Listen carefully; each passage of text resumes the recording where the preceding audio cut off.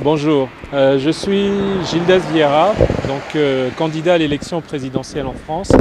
Je suis donc docteur en santé publique et directeur général de la Fédération régionale des acteurs en promotion de la santé et élu local, puisque depuis plus de 7 ans maintenant, j'ai eu des fonctions de maire adjoint à la vie associative et à la démocratie participative, et je suis donc élu communautaire et municipal.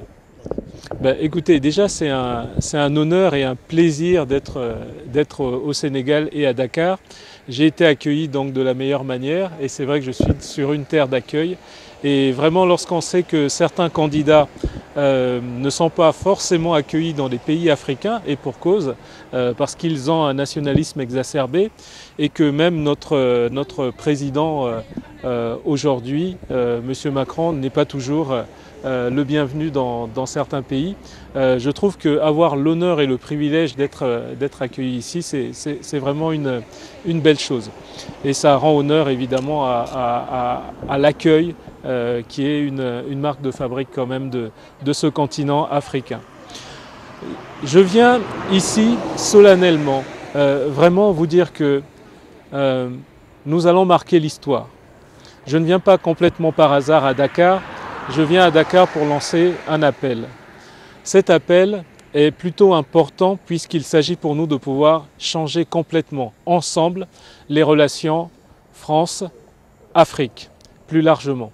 Donc ça concerne évidemment plusieurs volets, le volet de la démocratie, le volet évidemment du franc CFA, et puis le volet de l'endettement, plus largement. Donc on a vraiment à travailler ensemble maintenant pour pouvoir changer les choses. Alors aujourd'hui j'ai fait le Congo, j'ai fait également la Guinée. Je devais me rendre prochainement donc, au Gabon, je crois que c'était au Gabon. Ça a été avorté, et donc aujourd'hui je suis donc au Sénégal, et prochainement je compte me rendre donc en Côte d'Ivoire et puis après en Guadeloupe. C'est assez inédit de pouvoir travailler de la sorte. Ce que les Africains ne mesurent pas, et je viens leur dire, c'est que vous avez votre destin en main. Vous n'aurez jamais une candidature comme la mienne pour pouvoir véritablement changer les choses. Je suis évidemment un candidat français, mais en France, il y a une communauté africaine importante, et l'élan de la France-Afrique doit nous permettre de pouvoir agir différemment. Et c'est en ça que je fais le tour de ces différents pays, pour pouvoir dire aux Africains que nous sommes dans des moments historiques de notre histoire, les uns et les autres, aussi bien en France qu'en Afrique. On a beaucoup de choses qui se passent. On a un nationalisme en France exacerbé qui est en train de naître et de grandir.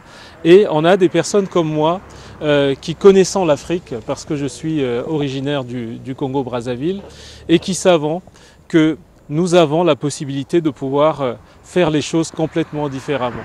On a une immigration qui grandit en Europe, et la cause de l'immigration, parce qu'on ne parle jamais de la cause de l'immigration, c'est quand même un développement qui n'a pas encore eu lieu en Afrique, un développement important. Et malheureusement, la France n'y est pas pour rien. Donc il est temps pour nous de pouvoir réécrire l'histoire d'une autre manière, il est temps pour nous de pouvoir travailler différemment, et je viens ici à Dakar spécifiquement pour pouvoir lancer les bases de ce travail différent. Alors pourquoi à Dakar? Parce que c'est historique. Moi je suis un enfant d'Afrique, donc je fais appel là solennellement à nos aïeux, je fais appel aux tirailleurs sénégalais, je fais appel à Senghor et à la négritude. Je fais appel à ces personnes qui ont eu à servir la France, et je fais appel évidemment à l'histoire pour qu'on puisse travailler complètement différemment, et qu'on mesure que cette France qui est belle, que je suis en train de briguer en termes d'investiture suprême, est en capacité de pouvoir travailler complètement différemment avec l'Afrique, et d'avoir des relations gagnant-gagnant. Et ces relations doivent marquer l'histoire. Et s'il y a une personne qui a le cœur en France et le cœur en Afrique, eh bien c'est bien moi.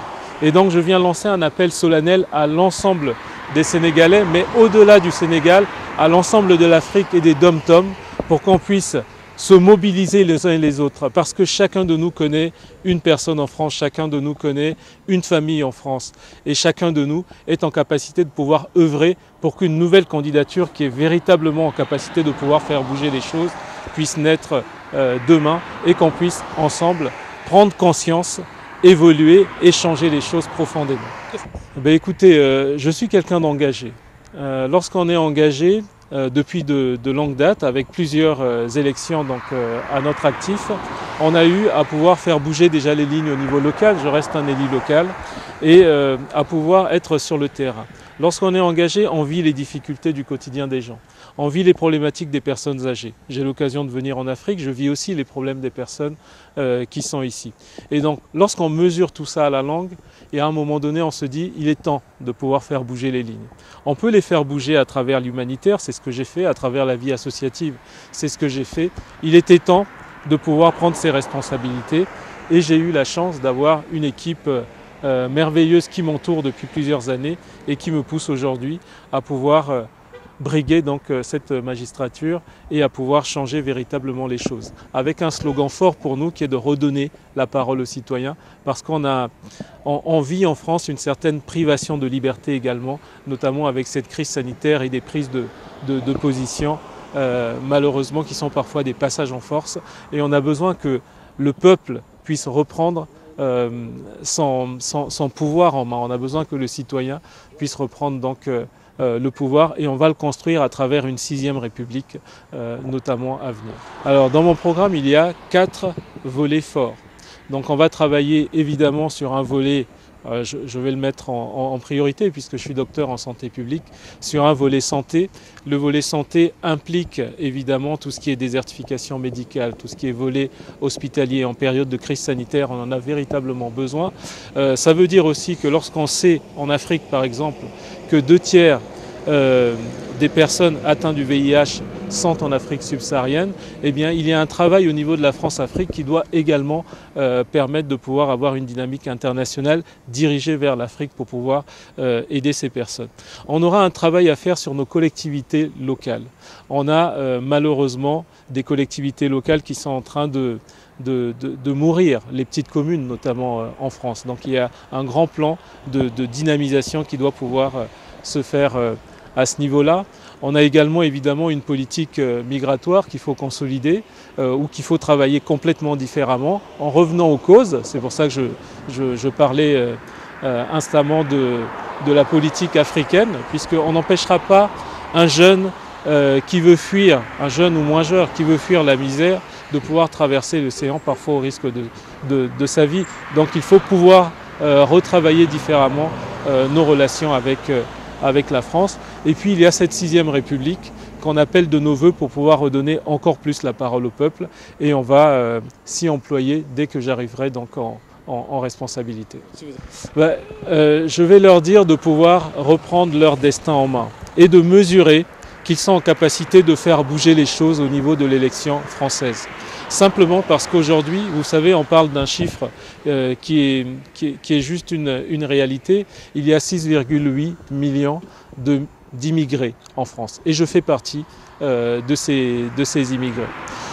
Lorsque vous savez que vous êtes en nombre, lorsque vous savez que vous avez une personne qui est issue de l'immigration, qui peut faire travailler les gens différemment, qui peut véritablement proposer une autre société, qu'est-ce que vous faites ? Soit vous restez sur votre canapé, comme j'ai tendance à le dire, soit alors vous prenez vos responsabilités. Vous vous levez avec eux et vous vous dites « je suis en capacité de faire quelque chose, je peux faire ma part et moi je suis à disposition. Je ne suis qu'un instrument, vous êtes la solution. Et je suis là pour pouvoir accompagner chacun de vous. » Donc il y a évidemment les personnes d'Afrique subsaharienne ou d'Afrique du Nord qui sont en France, mais il y a également tous ces jeunes qui ont besoin d'une autre dynamique. Et moi, ces jeunes en France, j'ai envie de leur apporter d'autres solutions, aussi bien au niveau de l'emploi, aussi bien au niveau de la précarité qui est grandissante. Aujourd'hui, il y a plus de 10 millions de précaires en France et 6 millions de chômeurs. C'est juste énorme. Et il faut leur donner un autre espoir et une autre société. Et je veux m'y employer profondément.